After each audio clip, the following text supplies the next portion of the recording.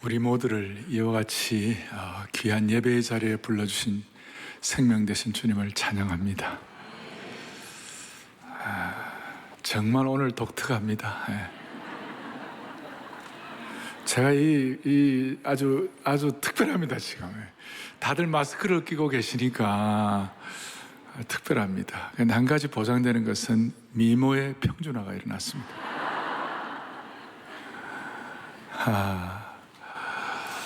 제가 기도하기로서는 우리 본당에서 예배드리는 모든 성도들, 또 인터넷으로 들어오는 분들, 방송으로 들어오는 분들, 많은 성도들이 지금 인터넷 참여하고 있는데, 또 안성수양관, 제천기도 동산 여러 곳에 있는 모든 분들, 예수님의 보혈이 여러분 머리끝부터 발끝까지 보호하여 주셔서 성도들 한 분 한 분을 눈동자같이 지켜주시기를 바랍니다. 오늘 이렇게 와서 우리가 또 인터넷으로 들어와서 예배 지키고 기도하고 기도의 제물 되어서 오늘 이 모든 우리나라의 지금 이 바이러스의 이 큰 기도의 문제가 해결될 줄로 믿습니다. 그래서 저는 이런 상황에서 교회는 어떻게 해야 되나, 그리고 또 목회자로서 저의 섬김을 어떻게 해야 되나 깊이 지금 주님을 물어보고 기도하고 있는데, 초대교회는 이럴 때 예수님과 초대교회는 어떻게 했는가, 초대교회는 이런 전염병 이런 거 있을 때에 더 봉사의 자리에 나아가고, 또 그 초대교회가 그 시체들을 치우고 다 그렇게 했습니다. 초대교회는. 그래서 초대교회에 씌워진 어떤 오해, 예를 들어서 성찬식을 할 때 뭐 인육을 먹는다 하는 그런 오해로부터 그렇게 봉사하고 그럴 때 다 벗어나가지고 그 초대교회의 능력이 로마 제국 전체에 영향을 끼칠 수가 있었습니다. 할렐루야. 그리고 이럴 때 제가 우리 성도들에게 부탁을 했습니다. 어제도 에스더처럼, 에스더 보면 이때를 위하여 주님이 준비를 시켜주시다고 믿고 나를 위하여 이렇게 기도하고 또 금식하고 이렇게 해서 우리의 기도가 제물됨으로 말미암아 많은 난제들이 해결될 수 있도록 은혜 주시기를 바랍니다. 저희 목회 여정에 보면 그 목회적 어려움들이 좀 있을 때가 있었어요. 제가 지금도 기억하는 게 LA 지역에서 목회를 할 때에 노스리트 지진이라고 강도 6.9도, 7도 이런 지진을 경험했어요. 그 예배를 어떻게 드리겠어요? 강도 6.9도, 7도인데 강도 6.9도, 7도 지진이 되면 어느 정도인가 하면요, 이 강단 밑에 있는 피아노가 강단에 올라옵니다. 누가 건드린 사람도 없는데. 이해가 되셨습니까, 지금? 그럴 때가 있고, 또 LA에 94년도에 4.29 LA 폭동이 있어가지고 오해를 한 흑인들이 한국 교회에 막 쳐들어온다는 말을 듣고, 저희 교회가 제가 섬겼던 개척한 교회가 흑인 폭동 지역에서 그렇게 멀지가 않았어요.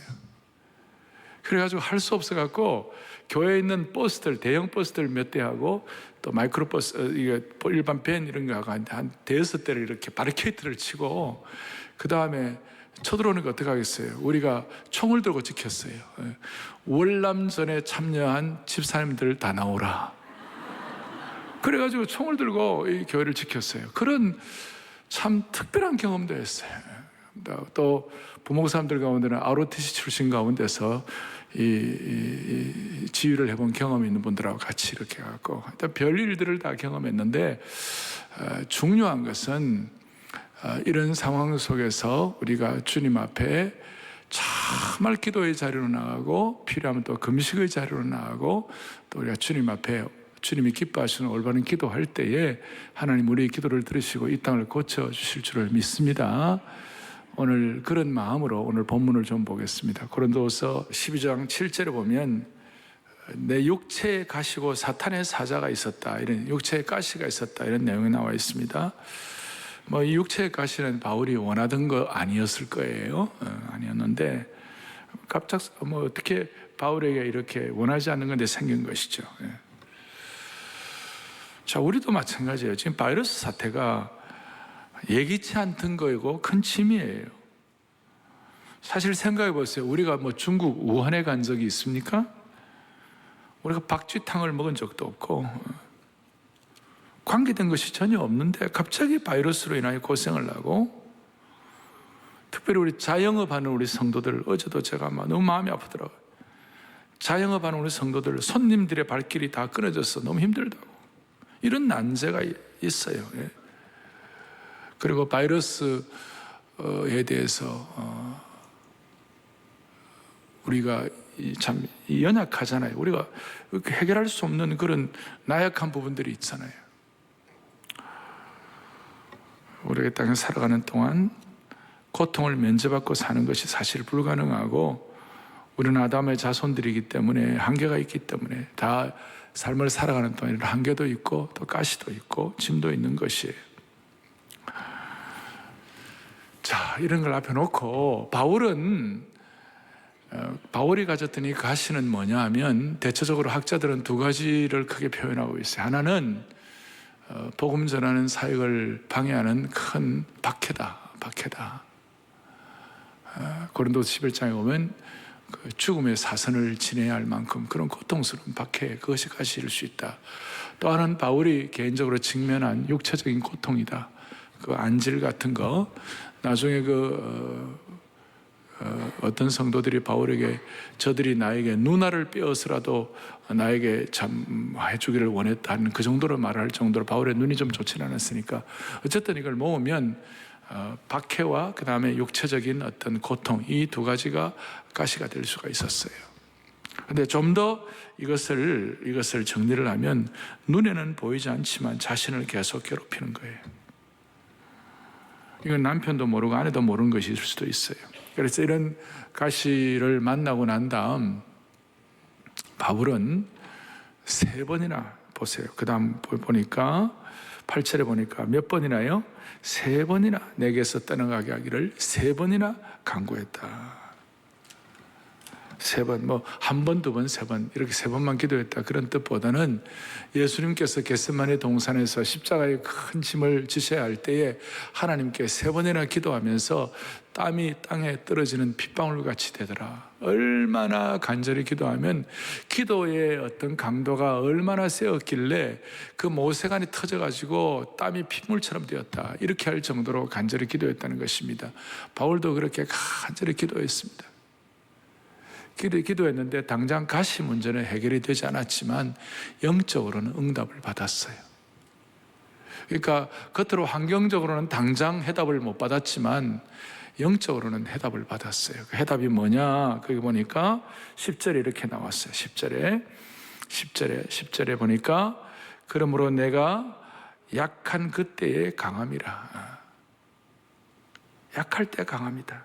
이것이 나중에 고린도전서 15장 10절에 보면 나의 나된 것은 하나님의 은혜라, 이것과 연결이 되는 것이. 그러니까 약할 그때고 강함이다라는 응답을 받고 바울이 깨달음이 큰 영적인 어떤 방향을 잡았어요.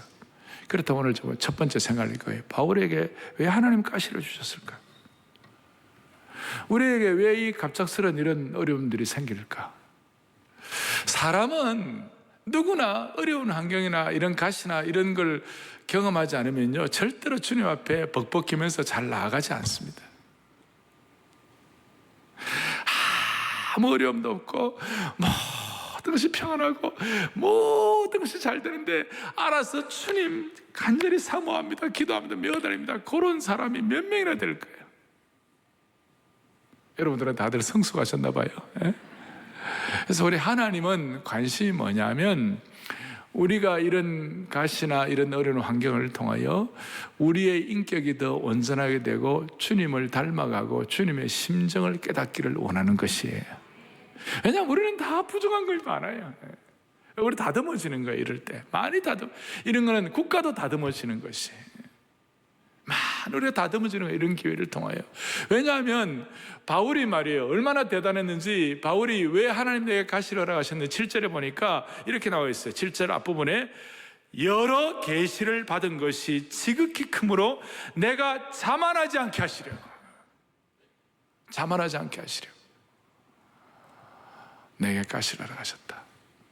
바울은 하나님께서 가만히 보니까 바울을 이렇게 그냥 바울 스타일대로 가만히 두면 바울이 너무 자만하고 너무 셀 것 같고 너무 프라이드가 강할 것 같아가지고 하나님께서 바울에게 이 가시를 주셨다, 어려운 환경을 주셨다. 왜냐하면 바울은 앞에 12장 앞부분에 3층천에 올라갔어요. 영적으로 그냥 인간이 경험할 수 없는 극치의 영적인 어떤 그 세계를 경험한 거예요. 영적으로 황홀한 수준에 올라갔어요. 그리고 바울이 얼마나 영권이 있었고 불같았는지 바울의 손수건과 앞치마만 던져도 사람들이 막 낫는 거예요. 여러분, 이 손수건만 던지면 사람들 다 나오면 어떻게 될까요? 여기 아마 이게 문전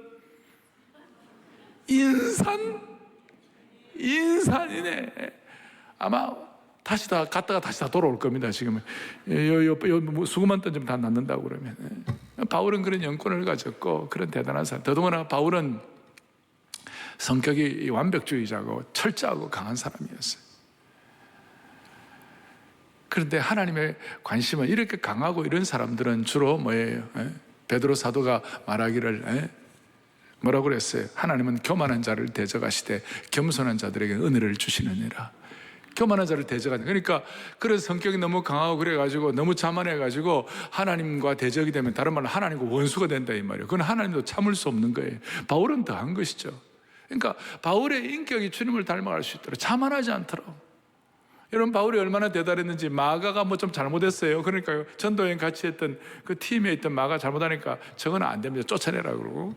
그 다음에 자기 그 영적인 선배 바나바와 함께 대판 싸우고, 더더구나 더 기가 막힌 것은 수석사도 최고의 사도 베드로와 함께 베드로의 면전에서 베드로를 면박하고 베드로에게 책망을 하고 이런 강골이었어요. 강골. 근데 하나님께서 그에게 가시를 주시고 이 어려운 환경들을 통하여 바울이 나중에 뭐라고 했어요? 내가 죄인 중에 괴수라고 그랬어요. 어디 감히. 바울은 그렇게 할 사람이 아니에요. 내린을 통하여 온유하게 되고 인격이 성숙하게 되고 주님을 닮아가게 되고 주님의 심정을 깨닫게 된 거예요. 할렐루야, 할렐루야. 자, 이런 말씀 드리면, 목사님, 저는 그런 하나님이 부담됩니다. 부담됩니다. 또 어떤 사람들은 우리 교회는 아니고 독특한 성도들이 있어요. 주여, 저 성도가 겸손하게 되기 위하여 저 성도에게 가시를 주옵소서. 자신의 사명이 남을 겸손케 하는 사명을 가진 분이 있는 거예요. 그래서 남 칭찬도 안 하고 격려도 한 번 안 하고, 내가 칭찬하게 되면 저 사람이 교만하게 될까 싶어가지고. 근데 겸손이라는 것은 사람들이 겸손하다 말다 이거 결정하는 게 아니고, 겸손은 하나님과 나와의 문제예요. 제발 남을 겸손케 하는 사명을 갖지 마시기를 바랍니다. 자, 제가 말하는 요질은 우리가 어려움이 있고 가시 같은 환경이 있을 때, 가시가 있을 때에 우리는 이걸 통하여 우리 인격이 주님을 더욱 온전한 인격으로 닮아가기를 원합니다. 자, 이게 첫 번째 가시를 주신 이유고, 바울이 고백한 내용이죠. 자만하지 않기 위하여. 두 번째로 이제 중요한 것은, 두 번째로 오늘 가시를 주신 이유는 뭐냐? 9절에 나와 있어. 9절에 같이 보죠. 나에게 이르시기를 내 은혜가 내게 족하다. 그 다음에 이는 내 능력이 약한 데서 온전하여짐이라. 그 다음에 이는 그리스도의 능력이 내게 머물게 하려 함이라. 이 가시 같은 환경이 능력이 머물게 하는 계기가 된다는 겁니다. 그래서 오늘 가시와 능력은 같이 오는 것이에요. 같이 오는 거예요. 가시와 같은 어려움을 주시는 이유는 능력이 같이 온다는 거예요. 그러니까 다른 말로 하면 가시가 없으면 능력을 받을 기회가 없어요. 어려움이 없으면 능력받을 기회가 없어요. 하나님은 바울에게 진짜 능력을 주시기 위하여 가시를 허락하신 것이에요. 한번 따라하겠습니다. 가시와 능력은 같이 온다. 다시 크게. 가시와 능력은 같이 온다. 네. 어려운 환경이 능력을 체험할 수 있는 기회가 될 수 있는 거예요. 내가 약하지 않는데, 내가 가시 같은 것도 없고, 내가 늘 다 잘 되는데 내가 뭐 때문에 능력이 필요합니까? 내가 다 잘 나가고 모든 것이 평탄한데 뭐 때문에 벌벌벌 기면서 기도하겠습니까? 우리가 어려운 환경이 있을 때 주님 앞에 내 연약함을 인식하고 벌벌벌 기면서 주님 앞에 기도할 때 주님의 능력이 내게 임하는 것이에요. 약하니까 기도하는 것이죠. 나의 약함과 가시가 능력을 가져오는 채널이 되는 것이에요. 이건 여러분이 싫어하건 좋아, 여러분의 호불호에 의해서가 아니라 이건 사실이다 이 말이에요. 우리는 대부분 육체적인 약점과 어려운 환경은 우리를 힘들게 하고 우리를 더 약하게 만든다고 생각합니다. 일반적으로 그래요. 그런데 그 환경이 우리를 어렵게 하고 가시에 찔려 약해진다고 합니다. 그런데 우리가 오늘 본문을 보니까 가시에 찔려 약하고 어려운 환경이 생길 때 오히려 그 환경이 하나님의 권능으로 내가 온전하게 되는 계기가 될 수 있다는 것이에요. 이건 제 얘기가 아니에요. 이거는 성경 전체에 흐르는 하나의 큰 중요한 흐름이에요. 이사야 53장 5절을 같이 보겠습니다. 5절을 봅니다. 그가 찔림은 우리의 허물 때문이요 그가 상함은 우리의 죄악 때문이라. 그가 징계를 받음으로 우리는 평화를 누리고 그가 채찍에 맞음으로 우리가 나음을 입었도다. 아멘. 예수님의 가시의 찔림이, 예수님의 가시의 상함이 우리를 치유하고 우리를 구원하는 하나님의 능력이 되었다는 것이에요. 여러분, 이게 복음이에요. 이게 복음. 예수님의 가시 면류관은 우리에게 구원의 면류관이 된 것입니다. 이게 복음이에요. 가시가 우리에게는 능력이 기회가 된다. 무슨 말인가? 여러분, 한나를 잘 아십니다. 한나에게 있어서 옛날에 그 당시에 그 옛날에 여성이 아이를 못 낳는 것은 그거는 큰 가시와 큰 어려운 환경이에요. 그거는 뭐 어떻게 할 수가 없어요. 그러니까 할 수 없이 엘가나가 이제 후처를 드리고 그렇게 했잖아요. 그런데 후처로 들어온 분인나는 아이를 쑥쑥 잘 낳는 거예요. 한나에게 아이도 못 낳는다고 막 지적질하는 거예요. 그러니까 한나에게 가시 노릇을 한 거예요. 근데 분인나는 기도할 필요가 없어요. 기도 안 해도 아이가 쑥쑥 나오니까. 근데 한나는 아이가 없는 이것이 어려운 환경, 가시 환경이니까 이것이 한나로 하여금 주의 전에 나와가지고 성막에 나와가지고 절절하게 생명을 걸고 주님 앞에 하나님 나를 한번 생각해달라고 기가 막힌 기도를 하는 거예요. 그러니까 한나의 그 가시 같은 환경이 능력 있는 기도를 하게 하는 채널이 된 것이에요. 그 결과 한나에게는 사무엘이라는 능력 있는 아들을 얻게 된 것입니다. 한나의 가시 같은 환경이 사무엘을 얻게 된 요인이 되었다는 것이에요. 나중에 한나는 아들 셋, 딸 둘을 더 얻게 되었습니다.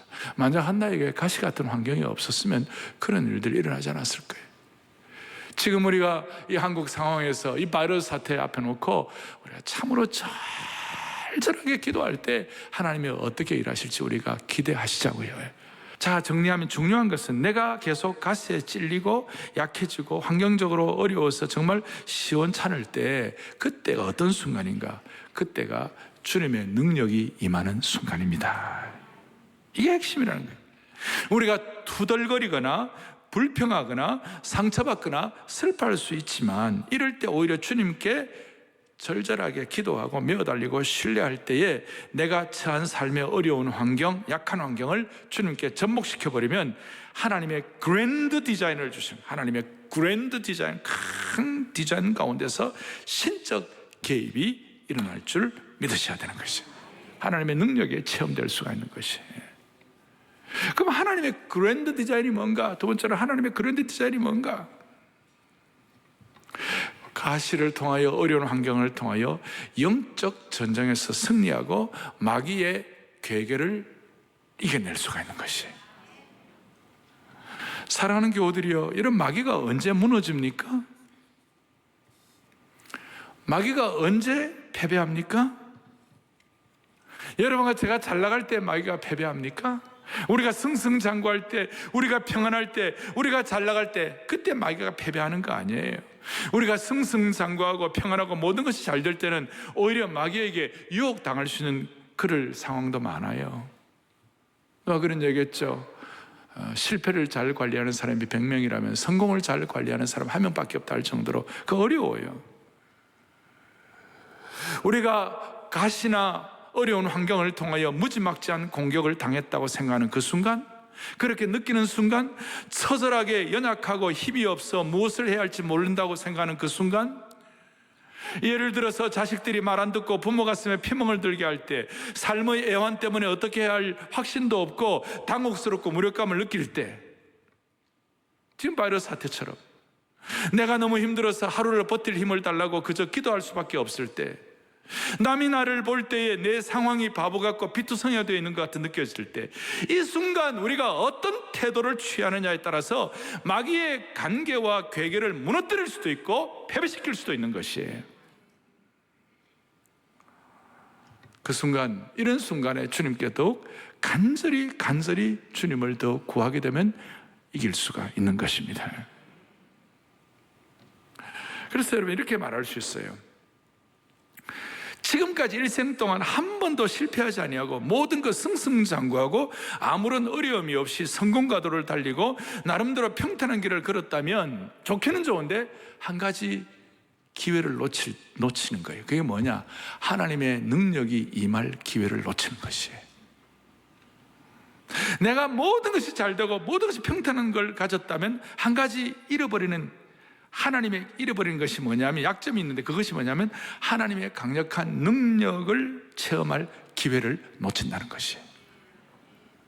일생 동안 건강하고 아무런 고통도 느껴보지 못하고 모든 것이 평탄하다면, 물론 책을 통해서도 깨달을 수도 있고 간접 경험을 통할 수도 있고 사람들의 간증을 통해서도 나름대로 깨달을 수도 있지만, 그러나 내 입장에서는 내 가시와 나의 어려운 환경을 통하여 거기서 오는 하나님의 능력을 제대로 체험하는 기회하고는 다르다는 것이에요. 그래서 여러분, 주위에 잘 나가는 사람도 너무 부러워할 필요도 없고 또 질투도 할 필요도 없고, 우리는 바울이 경험했던 이 내용들을 통하여 하여튼 내가 좀 고통이 있어도 어려운 환경에서도 이것이 하나님이 내게 능력 주시는 능력을 체험할 수 있는 기회가 될 수가 있다. 그럴 때 우리는 어떨 때는 고통도 감사가 되는 것입니다. 9절을 다시 한번 정리하도록 하겠습니다. 9절을 정리하면, 나의 여러 약한 것들에 대하여 자랑하리니 이는 그리스도의 능력이 내게 머물게 하려 함이라. 약한 것, 가시 같은 어려운 환경이 그리스도의 능력이 내게 머물게 하는 기회가 되는 줄 믿습니다. 머물게 한다는 저 말이 요한복음 1장 14절에 이런 내용이 나와 있습니다. 말씀이 육신이 되어 우리 가운데 거하심에. 그러니까 능력이 내게 머문다는 말과 말씀이 육신이 되어 우리 가운데 거한다는 말이 헬라의 어원이 똑같아요.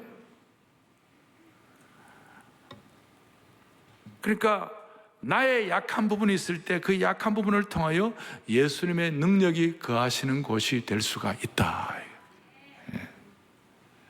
이 사실을 바울이 깨닫고 난 후에 바울이 그토록 버리고자 했던 가시도 그냥 기쁘게 여기고 오히려 주님 앞에 감사하고 주님의 능력이 거하시는 곳이 될 줄로 믿습니다. 그런 마음으로 바울은 가시를 당당하게 감당할 수가 있었습니다.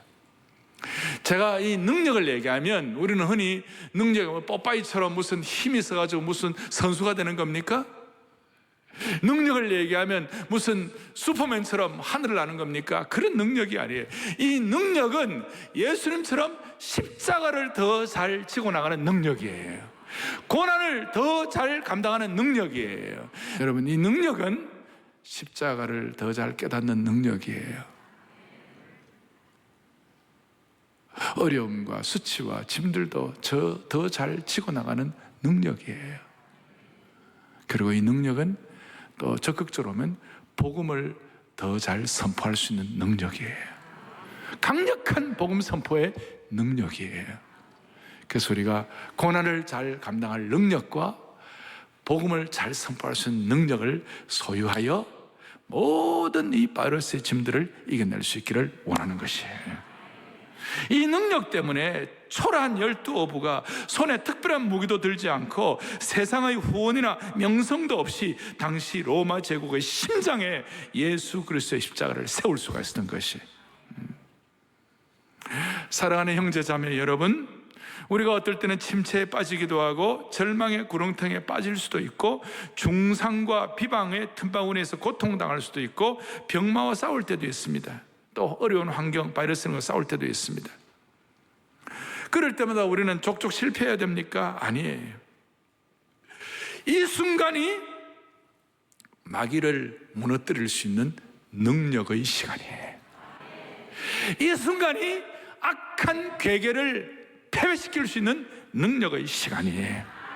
이 순간이 마귀에게 강펀치를 날릴 수 있는 시간이에요. 이 순간이. 다시 한번 그 비결을 정리하겠습니다. 내가 말로 다 할 수 없는 약함이 있을 때 그 순간 우리가 슬퍼해야 할까? 그 순간 마귀의 거대한 작전 아래 실패의 구렁텅이에 빠져야만 할까? 아니에요. 이 순간의 말로 이 어려움과 가시가 내게 능력을 가져준다는 것을 믿고 주님 앞에 간절한 마음으로 집중하고 기도할 때에 마귀의 세력에게 강펀치를 날릴 수가 있는 것이에요. 이럴 때 약할 때 강함 주시네 나의 보보가 되신 주 예수 어린 양 존귀하드름하고, 그 다음 우리 정말 기가 막힌 찬송, 저는 의도하진 않았는데 몇 주 전에 제가 은혜 더 주시네 이 찬송을 여러분들에게 했는데, 이게 오늘 이 바이러스 때 최고의 강력한 하나님이 주시는 찬송이 될 줄 나는 이렇게 생각을 못했는데 하나님이 이런 찬송을 주셨어요. 보세요. 내 짐 누를 때 주님 은혜는 더 주시는 거예요. 짐이 크면 클수록 주님은 더 큰 은혜를 주시는 것이에요. 영어로 말하면 He give the more grace. 더 많은 은총을 주시는데 언제? When the burden grow greater. 이 burden과 짐들이 더 커질 때 주님은 더 큰 은혜를 주시는 것이에요. 나 연약할 때 주님은 또 더 힘 주시는 것이에요. 그리고 환난이 클수록 긍휼을 더 주시는 것이에요. 아멘. 큰 시련 당할 때 평안을 주시는 것이에요. 주 사랑 한없고 주 은혜 끝없네. 주 권능을 사람이 어찌 알까? 그러니까 이 시간이 우리가 엎어지고 막 자빠질 시간이 아니라 하나님의 능력과 은혜를 체험할 수 있는 놀라운 시간이라고 믿고 우리가 강펀치를 날릴 수 있도록 주 사랑 한없고 주 은혜 끝없네. 주 권능을 사람이 어찌 알까? 어찌 알까? 어찌 알까? 어찌 알까? 사랑하는 교우들이여, 하나님 가끔 우리를 가시를 주실 때가 있어요. 어떨 때는 고난도 막 올 때가 있을 수 있어요. 환경이 어려울 때가 있어요. 그때는 우리가 약할 때가 아니고 불평할 때가 아니고 그 순간에 순전하게 주님을 간절하게 신뢰할 때예요. 그 순간 마귀에게는 강펀치를 날릴 수 있는 시간인 줄로 믿습니다. 아마 이걸 주님은 참으로 기뻐하시리라고 생각합니다. 우리가 주님 앞에 떳떳하게 잘 살고 떳떳한 하나님의 아들이 되는 것도 중요하지만 어려울 때 적극적으로 주님 신뢰하여 주님의 능력이 내게 흘러들어오는 것을 주님은 더 기뻐하시는 것입니다. 자, 이거는 민족적으로도 마찬가지입니다. 우리 민족의 가시가 뭐예요? 북쪽의 저거 민족의 가시예요. 또 우리나라가 지금 처한 이 위치, 그리고 이 지정학적 위치가 우리에게는 어떻게 보면 가시예요. 어려운 환경이에요. 해양으로 나가려고 하는 대륙 세력들은 우리 쪽으로 해가지고, 그래서 늘 우리 중국에 괴로움을 당하고, 또 대륙으로 올라가려고 하는 그 해양 세력들은 또 우리나라를 기점으로 해가지고 그렇게 괴로워, 일본을 통해서 어려움 당하고. 그러니까 1894년도에 청일전쟁이라고 여러분들 아시죠? 청일전쟁. 아니, 멀쩡한 우리나라에다가 왜 자기들이 와서 우리나라에서 전쟁을 하냐? 청일전쟁을, 일본하고 중국과의 전쟁을 우리나라에서 하는 거예요. 세상에 이런 답답한 일이 어디 있어요? 그런데 이런 어려움들이, 이런 어려운 환경들이 한국이 주님 앞에 절실하게 매어달리고 기도하고, 통성 기도하고, 새벽에 나와서 기도하고, 철학 기도하고, 금식 기도하고 매어달릴 수 있는 계기가 된 것이에요. 그래서 제가 이렇게 된 이유가 뭘까 하고 하다가, 우리 민족의 지정학적 위치의 가시가 오히려 세계 선교 마무리라는 대사명을 감당하는 데 기회가 된다는 것이에요. 왜? 우리 민족이 수많은 상처와 아픔과 고난의 홍수의 역사를 지나왔기 때문에 제3세계 선교지에서 아파하며 상처투성인 민족들을 불쌍히 여기는 소위 고난 이해 자본, 고난 공감 자본이 풍성해진 거예요. 고난 공감 자본이 풍성해진 거예요. 우리가 가시로 아파봤기 때문에, 어려운 환경들로 고생해봤기 때문에 열방들을 이해하고 손을 잡고 그분들을 불쌍히 여기는 마음이 넉넉해진 거예요. 제가 몇 주 전에 가나 대통령과 함께 기도를 하는데 간절한 마음이 생기고 그분들도 받아들이고, 제가 서서 기도를 하는데 대통령도 벌떡 일어나 같이 기도하고 우리가 공감대가 형성된 거예요. 하나님이 이걸 통해서 능력을 주시는 줄로 믿으시기 바랍니다. 그래서 우리의 가시와 상처 때문에 고통당하고 울고 있는 다른 나라 제3세계 사람들에게 도움이 되는 능력의 원천이 되기를 바랍니다. 이제 12장 10절 결론 내리겠습니다. 12장 10절을 다 같이 또박또박 보겠습니다. 그러므로 내가 그리스도를 위하여 약한 것들과 능력과 궁핍과 박해와 곤고를 기뻐하노니 이는 내가 약한 그때의 강함이라. 아멘. 우리가 박해와 곤고와 수치와 능력을 왜 기뻐합니까? 왜 박해와 곤고를 우리가 당합니까? 이유가 뭡니까? 그리스도를 위하여, 주님을 위하여. 이것이 우리의 순전한 신앙을 유지하도록 만들어 주실 것입니다. 영국이 2차 세계대전에서 런던이 공습당하고 완전히 그때 한때의 그 상황이 거의 패배 상황, 이제는 객관적으로 보면 완전히 망해가는 상황이 됐어요. 런던이 공습당하고 그럴 때, 그때 그 앵글리칸 철치의 윌리엄 템플이라고 유명한 분이 성경 공부 교재에도 나오는데, 이분이 요청을 했어요. 내가 라디오 방송에 나가서 얘기를 하게 해달라. 그러니까 허락을 해서 라디오 방송에 그 위기의 순간에 뭐라고 했느냐. 여러분, 이때가 우리 예배할 때입니다. 이때가 우리가 주님 앞에 나아갈 때입니다.